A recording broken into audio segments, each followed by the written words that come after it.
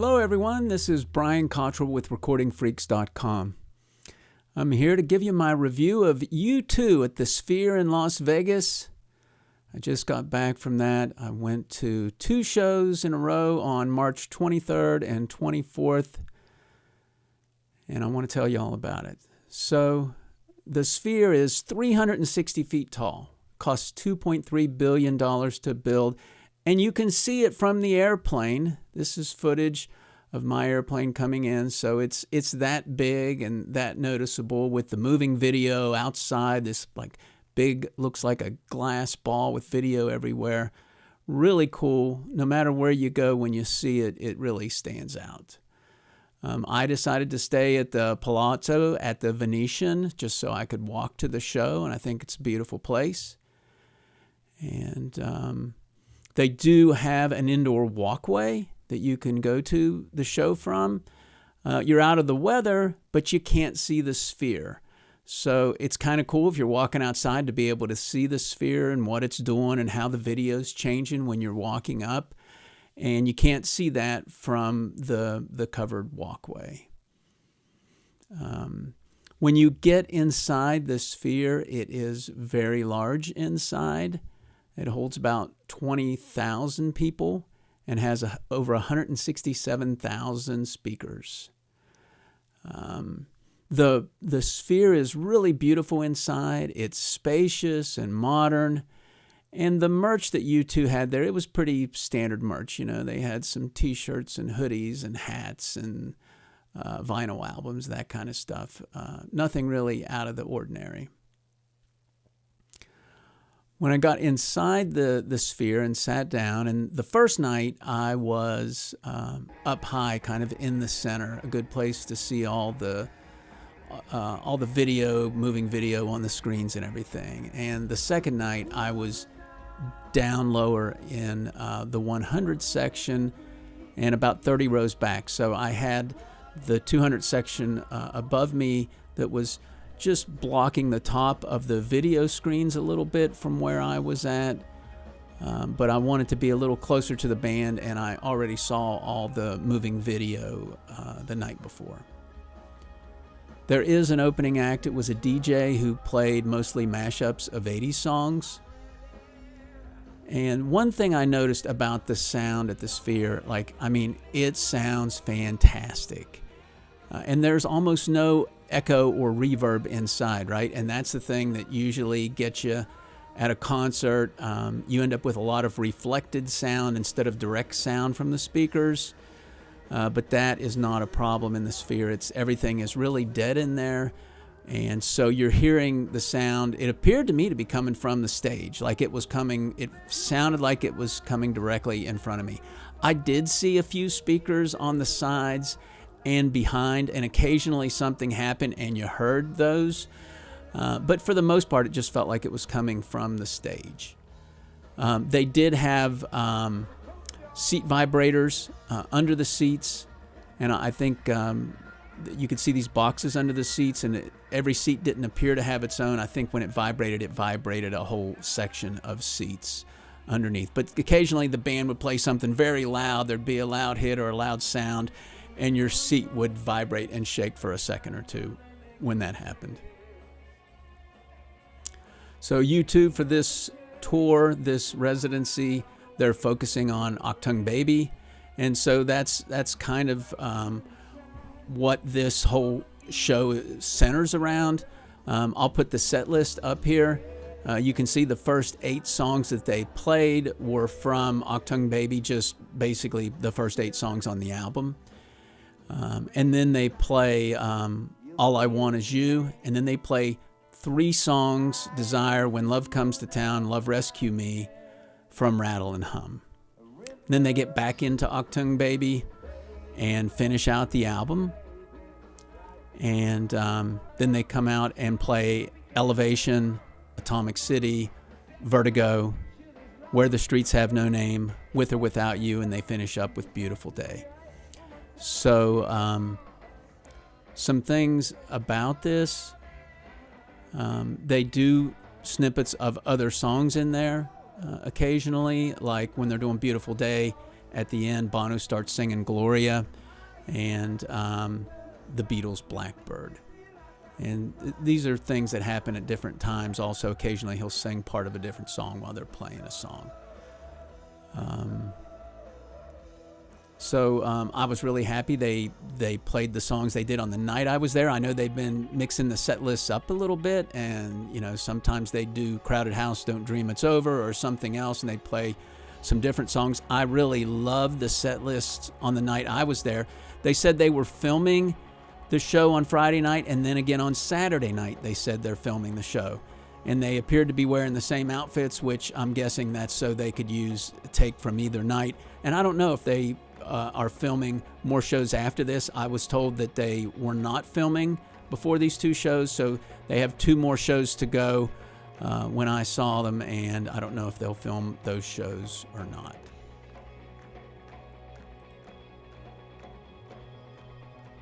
The stage was very clean and clear, wide open, no amps anywhere. Those were somewhere else. In terms of the band members, of course, Larry Mullen Jr. is not on this tour. He had back surgery, and he was replaced by Bram Vandenberg. Now, I'm sure to get the gig in U2, you've got to be an incredible drummer, and obviously, he must have fit those qualities to be able to play this residency. He was very solid, but I'll say this, he was somewhat generic and subdued. Like, he sounded totally professional, like 100%, everything sounded just right. No mistakes, no issues of any kind. But he wasn't that loud in the mix, at least not as loud as I'm used to hearing a rock drummer be in the mix. It wasn't that thing where, the bass drum is just thumping and you can feel it in your gut and it's knocking you across the room. Compared to a lot of other rock shows that I've been to me, it felt like the drums were not very loud. They were plenty loud. I'm not complaining. They sounded great, but, not knocking you over loud. They just, and I don't know that it was necessarily his playing that was generic and subdued so much as maybe that's just where he was in the mix. And I'm sure, for this kind of gig, when you're replacing a legendary drummer, the gig is probably don't show off, right? Just play the songs, play them like they were on the album, and that's the gig. And he was perfect for that.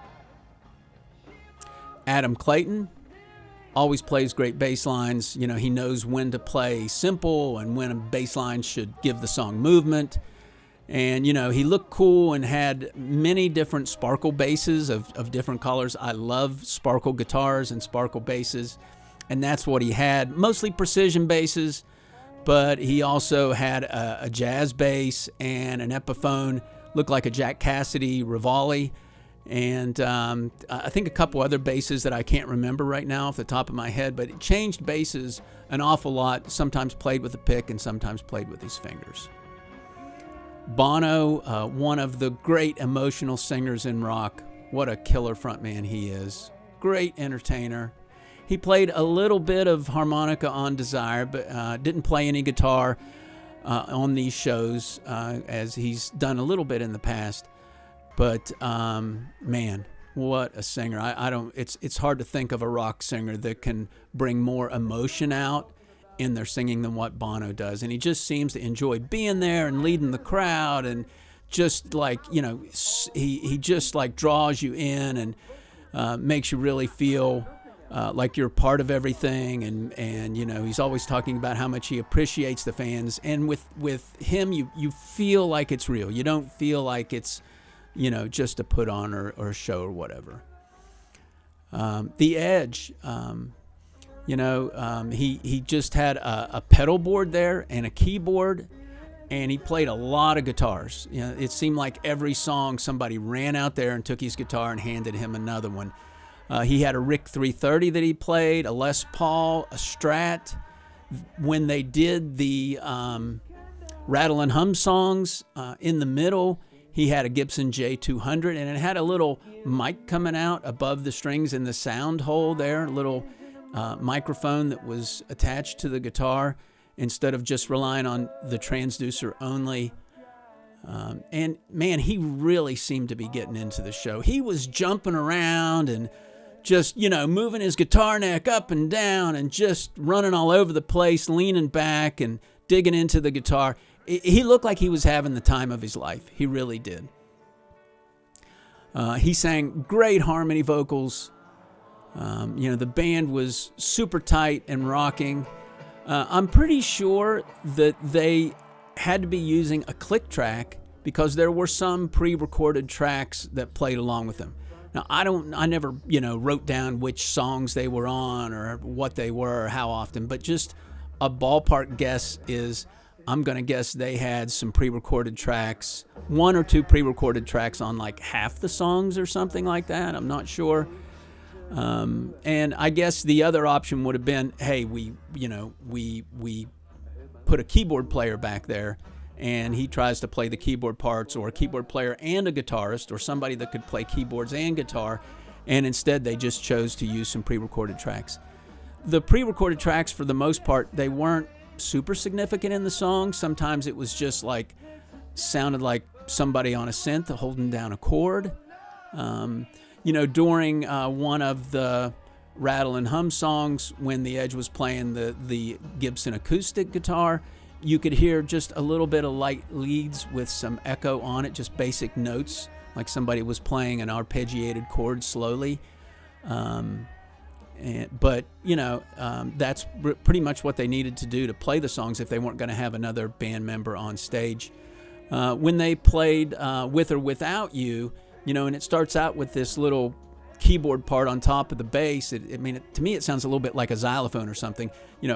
The Edge wasn't even touching his guitar, and you could hear that playing with the bass and drums at the start of the song. So it was clearly just, a pre-recorded track, and they had in-ears. There were I think 3 wedge monitors on the stage. I don't know if those are just for backups because they all had in-ears in, but just a few pre-recorded tracks there to kind of round out the show for them.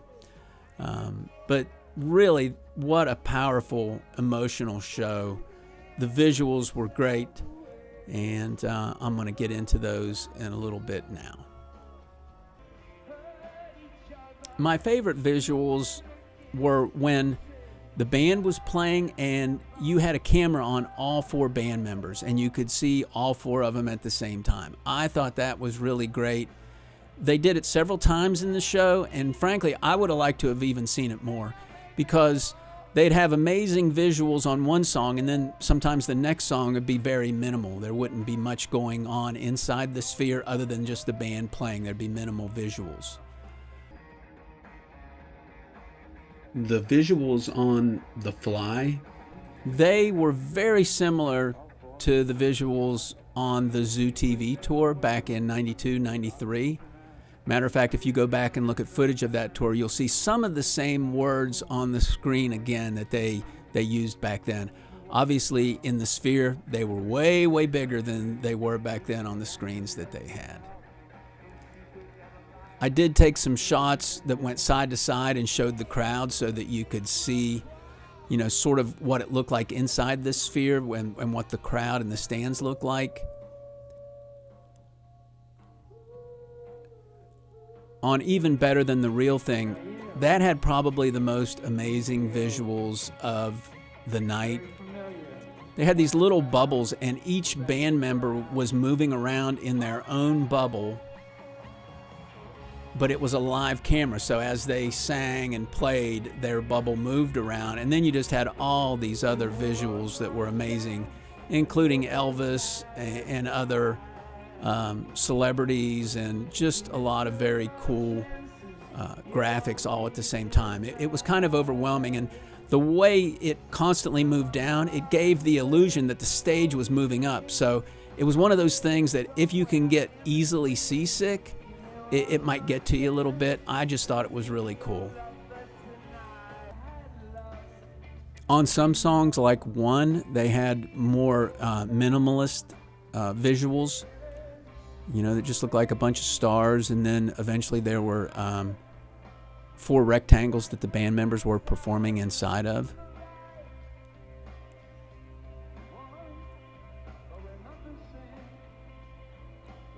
And then during their acoustic sets, everything was very stripped down at that point. Sometimes they put a band member on the screen, but it was a lot more subdued, and that kind of went along with the whole acoustic setting of doing those songs from Rattle and Hum period. With or Without You was another song where had very minimalist graphics. It showed some water and a round object like a sphere out in the water. But not a whole lot going on the screens. One of the cooler visuals they had all night was when they did Atomic City, which is about Las Vegas.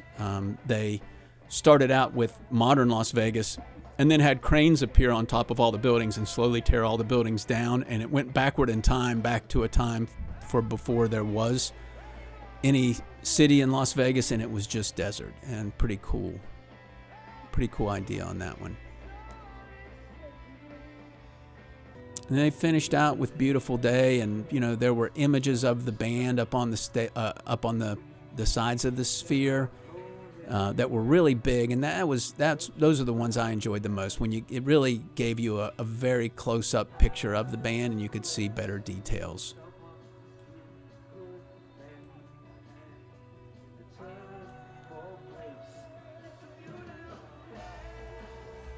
Anyway, that's pretty much it. I thought U2 were just fantastic. Obviously, it'd be nice to have Larry Mullen Jr. there. I would love to know how he really feels about this. I heard them say that, the band has his blessing to go on. And Bono even said during the show when he was introducing Bram, he said, he saved our asses. So I don't know what that means, if that means they had a contract signed with the Sphere and then, Larry had to have his back surgery and that kind of left him stranded.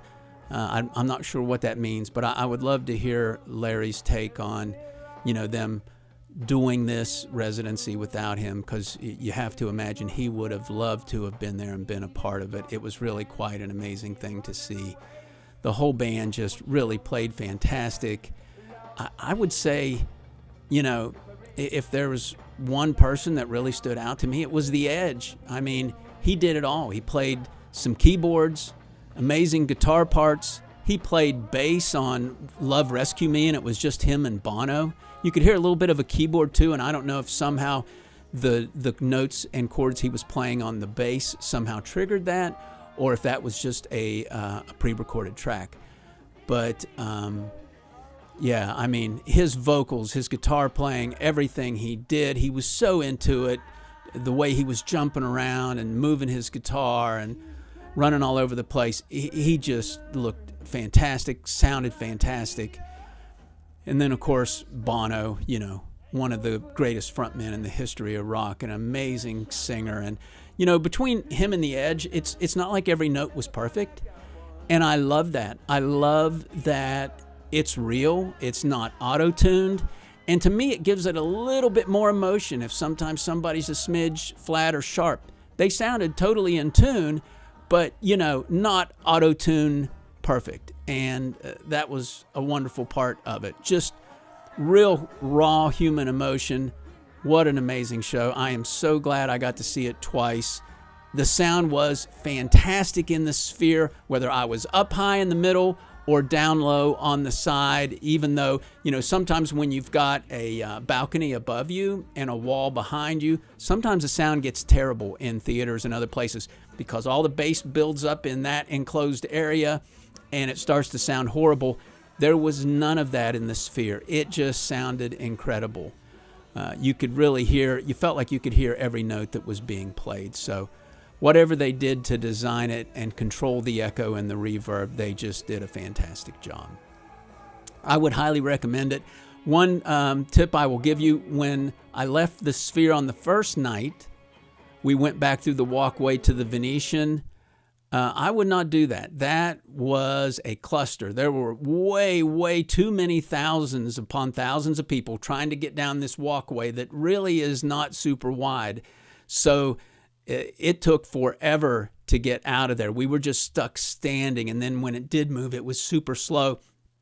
So the second night, I just exited it onto the street outside the Sphere. And man, just a quick walk back to the Venetian, very short distance. There's other hotels there in the neighborhood you could stay at. The Wynn is there. Of course, it's expensive. But Treasure Island's just across the street. And it doesn't cost very much. Or you could always take a cab or an Uber as well. So anyway, I highly recommend the Sphere for future shows that are coming up. I know Fish is coming up. I know Dead and Company's coming up. I don't know who they're going to announce after that.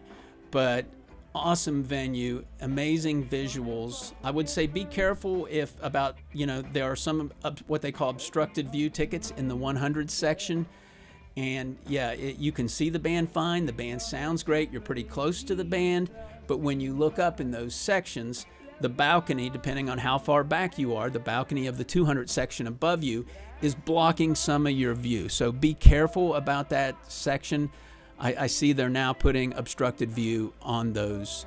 And that starts somewhere about the 20th row where there's the balconies above you and you can't quite see everything. So it probably depends on which section you're in, exactly where that starts.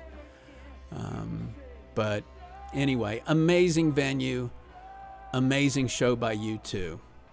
That's it for today. See you later. Have a good day. You say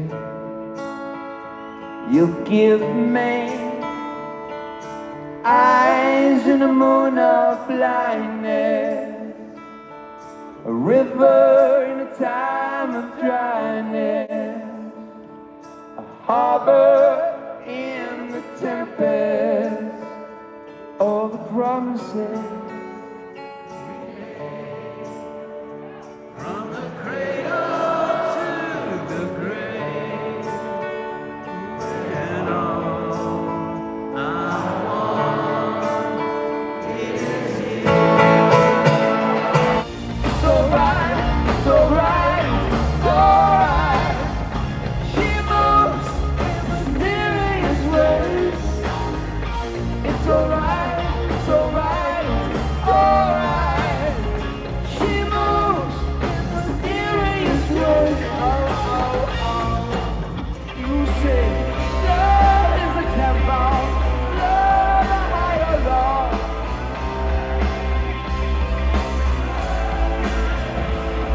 You ask me to end time, then you make me crawl. I can't be holding on to what you've got, when all you got is hurt. One love, one blood, one life. You get to do what you should. I wanna run, I wanna hide, I wanna tear down the walls that hold me inside.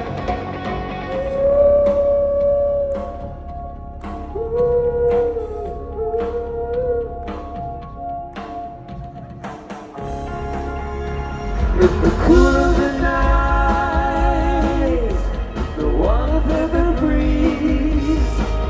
I'll be crawling around on my hands and knees, sing about the goodness of love.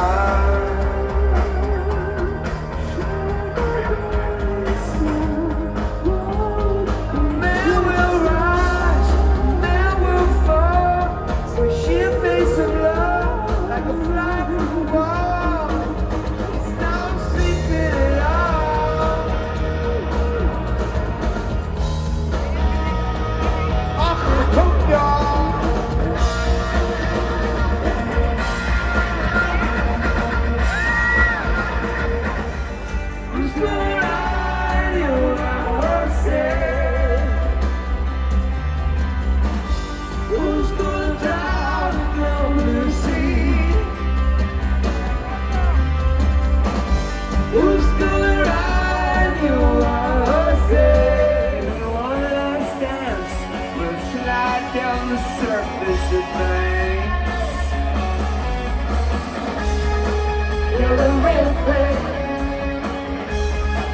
You're the real thing, man. You're the real thing. Even better than the real thing. Yeah. And I feel that getting higher inside. Day before love came down. When love comes down, jump that train. I'm gonna catch that plane. Maybe I was wrong to ever let you down, but I did what I did for love came down.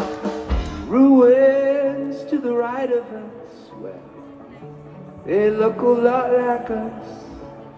Love rescue.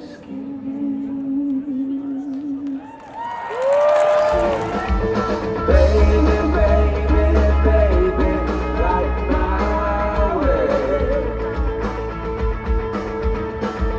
Baby, baby, baby, right my way. Feel like it rolls down, going down, exclamation, high and high in the sky. You make me feel like I can fly so high. Let's go.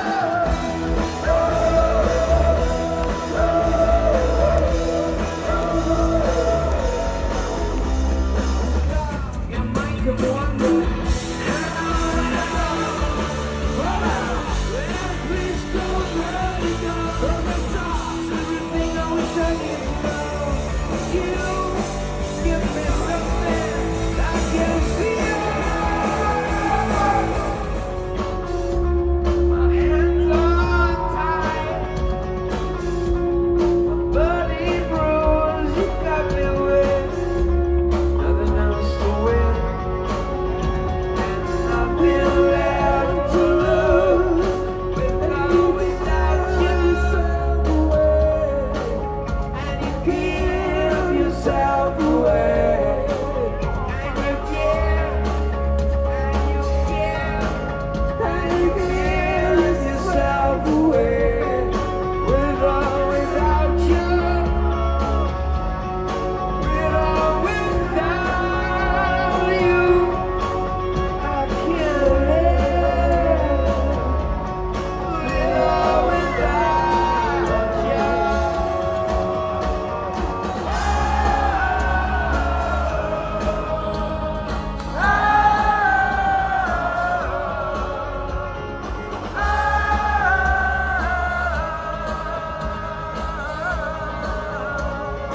It's a beautiful day. Sky falls to feel like a beautiful day. Let us get away on the road to rain tonight. Drag the past out into the light. One, but we're not the same. We take care of each other.